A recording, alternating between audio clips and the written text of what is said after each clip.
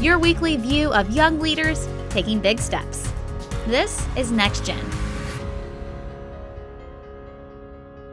Presented by PFI, home of Boo Daddy.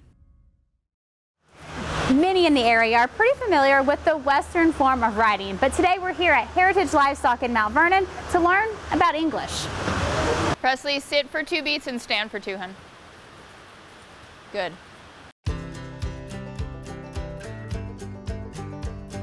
Mary Ellen, take me back to the beginning. Where did your love and your passion for horses begin?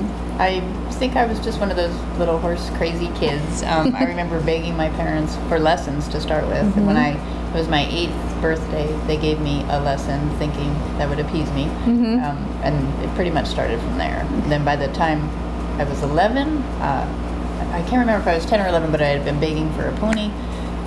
And eventually, my parents did get me one, but it was with the condition that I had to work off my board. As you grew up through adolescence and through your teenage and college years, did that love continue? Did you compete? It did. I competed quite a bit locally, and I was at the barn all the time. I mean, I pretty much grew up in the barn, you would say. So, when you moved to Missouri, you had 3 young children, and it was no question you were going to teach them to ride.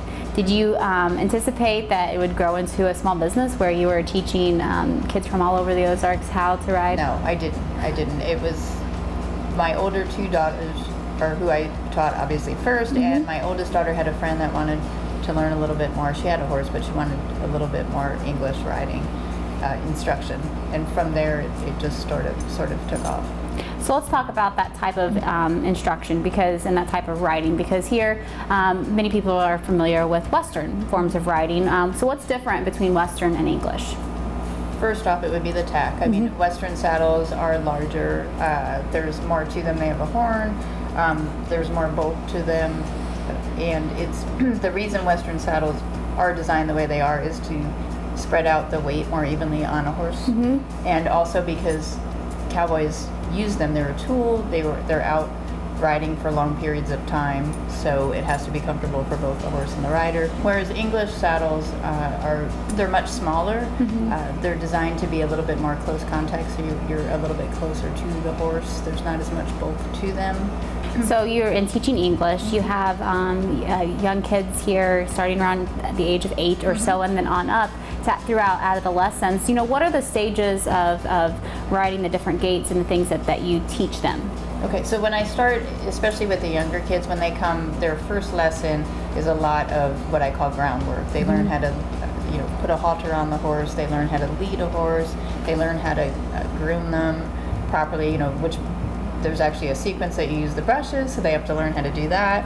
And then they learn how to tack up the horse, which is basically putting the saddle and the bridle on the horse correctly. Before they ever even get on the horse. Yes, because I think it's very important for them to know all the aspects of riding and horses and care and safety.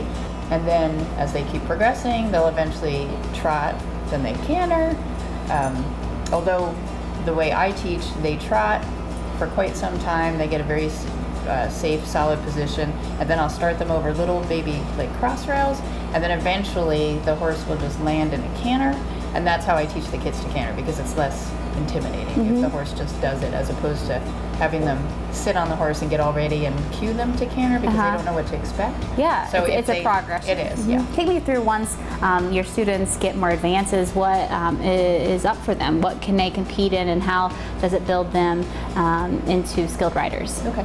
So I stress the basics in my program, and sometimes I take my time teaching them in the beginning so that they do develop a very strong, secure seat. And then from there, they actually can go to any discipline that they would like. So Mary Ellen, when you think of these kids big picture, when they've graduated high school and moved on to college, how has this experience prepared them for future careers in the real world? Okay. I think that it has prepared them because they are responsible for an animal, something besides themselves. So they think beyond just their own personal needs. And also I've watched a lot of the kids grow. Some of them come in here shy. They don't really want to talk to me. It's difficult. Intimidating. It is. And then as they become more confident, they become better speakers. And I think the kids having a voice is really important.